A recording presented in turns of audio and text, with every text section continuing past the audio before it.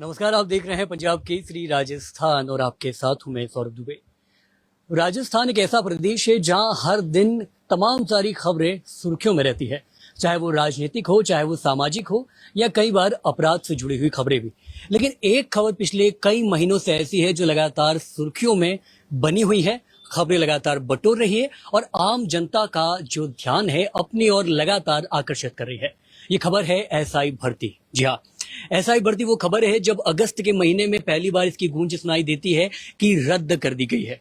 यानी high court की जो सिंगल बेंच का आदेश था कि एसआई भर्ती को रद्द कर दिया जाए, इतना बड़ा आदेश अपने आप में साबित होता है कि सियासी गलियारों में एक घमासान सा मच जाता है। तमाम पक्ष विपक्ष की जो पॉलिटिकल पार्टियां है वो एक दूसरे पे आरोप प्रत्यारोप की राजनीति करने लग जाती है। तमाम सारी पार्टियां एक दूसरे का ये श्रेय लेने लग जाती है और फिर एक और छोटा सा आदेश आता है। यह आदेश इस बार हाई कोर्ट के डबल बेंच का होता है, जो सिंगल बेंच के आदेश यानी जो एसआई भर्ती को रद्द करने का आदेश था उसको रोक लगा देती है। जी हाँ, अभी तक तो मामला सिर्फ यहीं तक था, लेकिन अब तीसरा बहुत बड़ा पहलू इस पूरी कहानी में आ चुका है। तीसरा पहलू यह है कि पहले ये सिंगल बेंच के आदेश से होकर गुजरती है एसआई भर्ती, फिर डबल बेंच यानी डिवीजन बेंच के पास जाती है और अब हाल फिलहाल में सुप्रीम कोर्ट के पास जा चुकी थी। और सुप्रीम कोर्ट ने अभी अभी इसी वक्त बहुत बड़ा फैसला और बहुत बड़ी खबर पहुंचा दी है। ये खबर ये है कि जो डिवीजन बेंच का एसआई भर्ती के सिंगल बेंच का आदेश था उस पर रोक लगाने पर एक बार के लिए बहुत बड़ा फैसला लिया है। फैसला ये लिया गया है कि लगातार अब जो डिवीजन बेंच ने फैसला लिया था उस पर कहीं ना कहीं सुप्रीम कोर्ट का फैसला आया कि डिवीजन बेंच पर रोक लगाई जाती है। ऐसे में एसआई भर्ती को लेकर जो तमाम सारी ये घटनाक्रम लगातार पेश आ रहे थे उसमें बहुत बड़ी अपडेट आपको दे रहे हैं। इस पर जो भी सियासी मायने हैं, जो भी राजनीतिक मायने, उन पर तो हम चर्चा करेंगे ही, लेकिन सबसे पहले समझ लेते कि आखिर हुआ क्या था। मैं हमारे जो सहयोगी है हरिनाम जी उनको जल्द ही जोड़ूंगा, लेकिन उससे पहले एक थोड़ी सी देर में आपको इस पूरी कहानी को मैं समझा देता हूँ। होता दरअसल ये है कि एसआई भर्ती राजस्थान की न सिर्फ राजनीति में बल्कि परीक्षा व्यवस्था में भी, यानी कि शिक्षा व्यवस्था में एक बहुत बड़ा प्रश्न चिन्ह बनकर उभर रहा था कि आखिर कब एसआई भर्ती के जो पेपर लीक घटनाक्रम हुआ था उसका न्याय जो छात्र थे, जो अभ्यर्थी थे, उनको कब मिलेगा।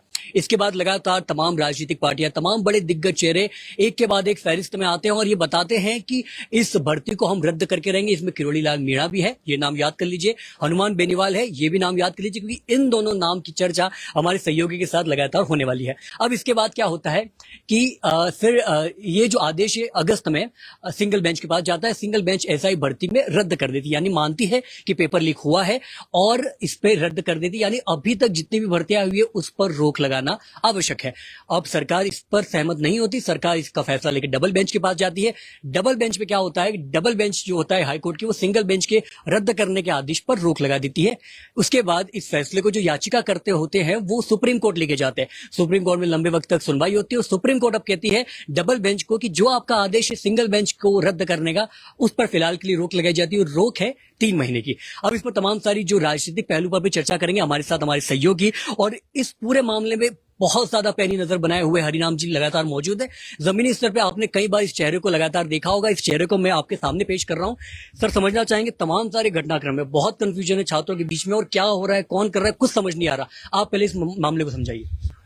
अगर देखा जाए ये एसआई भर्ती का 2021 का मामला है। 2021 में जब एसआई भर्ती थी तो युवा चेहरे थे, परिवार थे, सब में खुशियों की लहर थी। कहीं न कहीं ये था कि आरपीएससी की तरफ से ये जो भर्तियां हो रही हैं एक निष्पक्ष भर्ती होती है। जब कहा जाता था कि पेपर लीक ऐसा नहीं कि खाली राजस्थान में भी है, उत्तर प्रदेश में भी है, गुजरात में भी है, मुंबई में भी, हर जगह होता रहता है। तो उन सब पहलुओं को अगर देखा जाए 2021 में जब ये पेपर लीक हुए, कहीं न कहीं कहा जाता है कि बड़े मगरमच्छ हैं, जो आरोपों का घेरा है वो आरोपों घेरे लगाए जा रहे हैं। उस समय की सरकार देखा जाए, पूर्व में कांग्रेस की सरकार थी, मुख्यमंत्री अशोक गहलोत थे, उनकी सरकार थी। उनकी सरकार में भी विपक्ष की पार्टी में बीजेपी के नेता ही बैठे थे, चाहे राजेंद्र राठौड़ की बात किया जाए, किरोड़ी लाल मीणा की बात किया, सतीश पूनिया जैसे बड़े दिग्गज नेता थे। तो उस समय विधानसभा में जोर शोर से उठता भी था कि पेपर लीक मामला हुआ, एसआई भर्ती हुआ। तो कहीं न कहीं किरोड़ी लाल मीणा कहते हैं कि अधिकारियों से सबसे लेके इतनी पोथी पत्रिका बना के तैयार होके अशोक नगर थाने के बाहर ही बैठते हैं, शहीद स्मारक पे बैठते हैं। तो इन सबको कहीं न कहीं मुद्दों को लेके राजस्थान की जनता के बीच में 2023 में जब चुनाव होता है उसमें जाते हैं, तो इसका भी एक मुद्दा बनाया गया कि कहीं न कहीं एसआई भर्ती को लेकर, पेपर लीक को लेकर ये एक मुद्दा बना। मगर इसके साथ साथ ही देखा ये भी गया था कि जब अशोक गहलोत सरकार थी तो उन्होंने पेपर लीक मामले को लेकर कानून भी लेके आए थे कि सजा भी होगा, 1 करोड़ का फासला होगा, कोर्ट की नीलामी, सब कुछ हो गया। कहीं न कहीं वो धरातल पे उतरा भी नहीं। जब सरकार बदली, अब ये हुआ कि भाई सब सरकार बदली तो कहीं न कहीं ये जिज्ञासा होती है कि युवाओं में कि जो युवा हैं वो किरोड़ीलाल मीणा के पास जाते हैं पेपर रद्द करवाने उनके पास, तो किरोड़ीलाल मीणा कहीं न कहीं बातचीत किए। मगर सबसे अहम बात, कहते हैं राजनीति बदलती है, कहीं न कहीं सत्ता के पक्ष में जाते हैं तो कहीं भावनाएं बदल जाती है, क्योंकि जब हम खुद सत्ता में आ जाते हैं तो सरकार का कहीं न कहीं बीच में दबाव रहता ही है। किरोड़ीलाल मीणा के पास छात्र गए, ये हुआ। अब सबसे बड़ा एसआईटी की टीम गठित हुआ। एसआईटी टीम गठित हुआ तो मैं ए.के. सिंह को उनको प्रमुखता से दिया गया। उसमें करीब 80-90 लोग को पकड़ा भी गया। नकली एसआई आरपीसी में जो मेंबर थे बाबूलाल कटारा, उनको भी पकड़ा गया, वो भी अंदर गए। जांचें खूब शानदार होने लग गई। तो ये हुआ कि ये चीजें होंगी। मैं कहीं न कहीं ये देखा राजनीति में क्लियर में बैकफुट तो आना होता ही है, क्योंकि जब हम अपने सरकार के खिलाफ भी बोल रहे हैं कहीं न कहीं कोई दबाव तो होता ही है। तो कई नेताओं के दबाव होने के बाद जब आपने देखा कि ये किरोड़ीलाल मीणा है, कहीं न कहीं पीछे हटते देखे थे तो कहीं न कहीं अब आ जाते हैं हनुमान बेनीवाल सांसद। वो कहते हैं कहीं न कहीं वो ये देखे थे राजस्थान की राजनीति में कहीं कहीं दबदबा देखने के या चेहरा नहीं खिला, तो हनुमान बेनीवाल आते हैं। शहीद स्मारक पे धरना दिया जाता है। शहीद स्मारक पे धरना दिया उन्होंने, करीब 107-108 दिन तक का धरना चला। अभी कुछ दिन पहले आपने देखा कि एसआई भर्ती रद्द हो गई, मगर ऐसा नहीं, एसआई भर्ती रद्द नहीं हुआ, उसको सुनवाने के लिए रखा गया था। तो ये काफी हुआ होड़ मस्ती है कि मेरे कहने में एसआई भर्ती रद्द हुआ। इसमें नोकझोंक भी आपने देखा, on the live Kirodilal Meena और हनुमान बेनीवाल आपने खूब गहमा गहमी हुआ।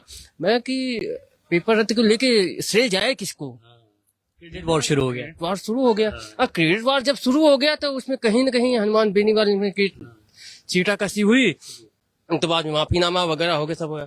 फिर जो एसआई भर्ती थे वो युवाओं के साथ, तो जो गलती है कैसे घून के साथ गेहूं पिसता है। मगर जो युवा पेपर दिए थे रद्द हुए, तो कुछ ऐसे परिवार भी थे, ऐसे परिवार जो तैयारी करके अपनी सपने को पूरा करने के लिए आए थे। बहुत ऐसे गरीब परिवार थे। अब वहीं आपने ये भी देखा था कि जो एनएसजी में जब बॉम्बे में कांड हुआ था, मुंबई में, वहां का एक सिपाही उसी ब्लास्ट में जो हुआ था वो भी इसमें जाके परीक्षा दिया था। वो पटवारी की परीक्षा देने के बाद इसमें भर्ती हुआ एसआई। मैं उसका भी कुछ दिन पहले आपने ट्विटर वगैरह देखा था ना कि वो तो सेना में तो दाग नहीं लगा, मगर एसआई भर्ती में आके दाग लग गया कि यहाँ नकल माफिया पनप गए। सबसे बड़ा शर्मसार की बात ये है, यानी एक गलती की वजह से कितने लोग के घर बर्बाद हो गए, यानी घर बर्बाद हुए। जो अच्छे थे अच्छे, खराब थे खराब, सारी चीजें हो गई। हरिनाम जी, मुझे क्या लगता है, ना सिर्फ घर बर्बाद होगी, अब तो राजनीति भी बर्बाद है। आप देखिए गहलोत सरकार का ये एक तरीके से मेरे को लगता है कि उनकी सत्ता जो थी पूरी, उनके जो राजनीतिक कार्यकाल, तो उस पर एक धब्बा नुमाई साबित हो चुका है।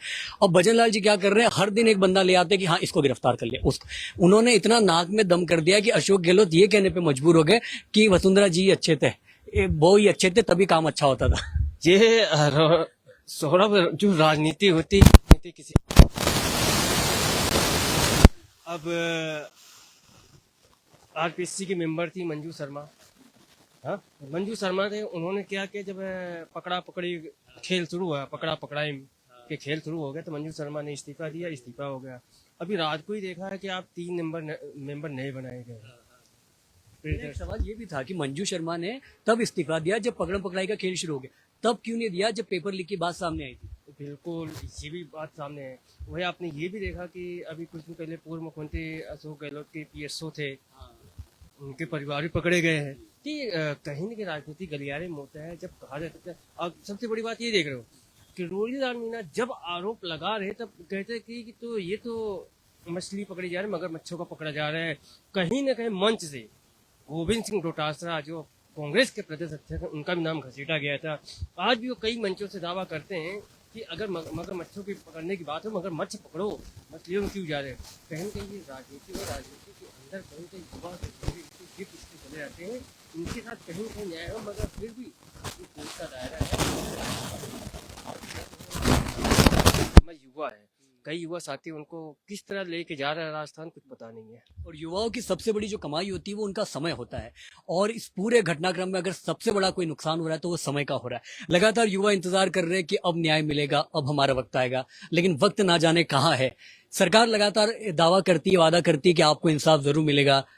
हाईकोर्ट हमेशा कह रहा है, न्यायपालिका हमेशा कह रही है कि इंसाफ दिया जाएगा, लेकिन कब दिया जाएगा, सवाल तो यही है। और ये जिम्मेदारी हम अपनी समझते हैं, हम पत्रकारिता के तौर पे, हम पत्रकार के तौर पे, हम एक न्यूज मीडिया के तौर पे जिम्मेदारी हम समझते हैं कि सवाल तो पूछा जाना लाजमी है। लेकिन आपके क्या सवाल है वो कमेंट में आप जरूर बताइए। बाकी पंजाब केसरी राजस्थान बहुत ज्यादा पैनी नजर बनाए हुए इस पूरे घटनाक्रम पर, और मैं आपसे दावा करता हूं, मैं आपसे वादा करता हूं कि हमारा वादा सरकारी नहीं है, हमारा वादा एक मीडिया, एक पत्रकार के तौर पर यह है कि हम तमाम सारे उन बड़े दिग्गज चेहरों के पास जाएंगे, उनके सामने ये माइक रख के पूछेंगे कि आखिर युवाओं को न्याय कब मिलेगा। लेकिन तब तक आपका समर्थन की आवश्यकता है। आप चैनल को सब्सक्राइब करें, अपनी राय कमेंट करें, और वीडियो को ज्यादा से ज्यादा लाइक करें और शेयर करें, ताकि ये वीडियो वहां तक पहुंचे जहां तक ये पहुंचना चाहिए। देखते रहिए पंजाब केसरी राजस्थान। मेरे साथ मौजूद थे मेरे कैमरा सहयोगी मोहित शर्मा जी, आपका भी बहुत बहुत शुक्रिया। नमस्कार।